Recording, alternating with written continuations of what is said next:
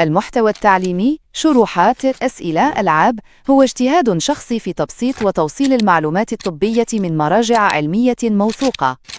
لا ننسب المحتوى إلى أي منهج جامعي أو مؤسسة تعليمية، كما أنه ليس بديلاً عن المناهج الرسمية. المحتوى العام، مثل شرح محتوى طبي، لا يعتبر انتهاكاً لحقوق النشر طالما تمت صياغته بطريقة إبداعية.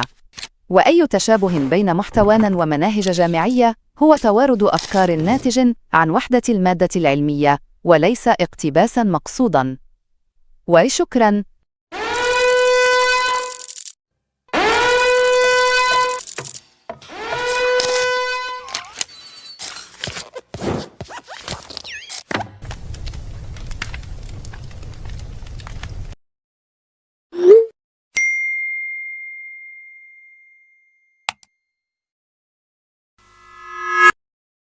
حد يعرف مين الإسكندر ده وسكون عبارة عن إيه؟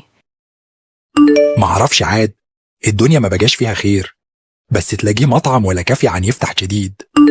أنا سمعت إن في واحد اسمه يوسف مسمي نفسه الإسكندر، بيعمل برنامج يضم المجال الطبي، وغالبا لو أنا فاهمة صح فهو ده سكون. عاملين ايه؟ طمنوني عليكم، كبرتوا الموضوع يا جماعة. تعالوا نعرف سوا هو ايه سكون وايه الخدمات اللي ممكن نقدمها لك من خلاله.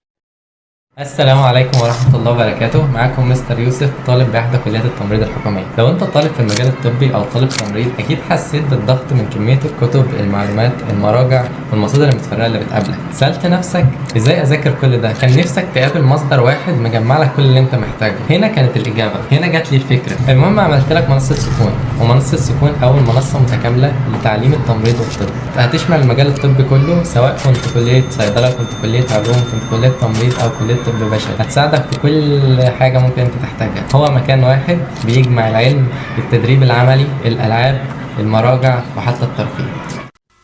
في حالة حبيت تحمل الابليكيشن، فهيكون عندك طريقتين لحد ما ارفع الابليكيشن على المتجر بلاي. اول طريقة ان انت تنضم لاسرتنا على تليجرام، وكنت سايب لك الرابط في الوصف، وهتلاقي الابليكيشن بصيغة APK تقدر تحمله عادي. وتاني طريقة ان انت تدخل على ميديا فاير، وبرضه هسيب لك الرابط في الوصف. والتوفيق باذن الله.